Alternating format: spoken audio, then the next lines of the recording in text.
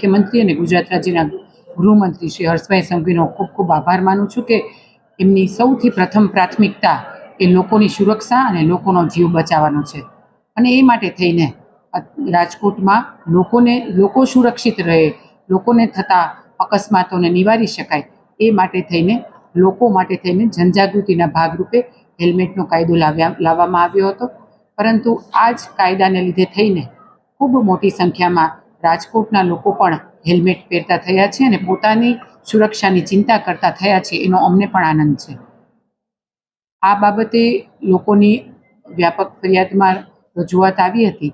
એ રજૂઆત અમે બધા જ લોકોએ સંઘવી સાહેબની રજૂઆત કરતા એમણે ખાસ એ જણાવ્યું છે કે આવનારા સમય માટે આ જ રીતે જનજાગૃતિના માધ્યમથી હજુ લોકોને સુરક્ષિત કરવાનું કામ ચાલુ રાખવામાં આવશે. એટલે કે લોકો વધુને વધુ સુરક્ષિત રહે એ બાબતે લોકોને જાગૃત કરવામાં આવશે.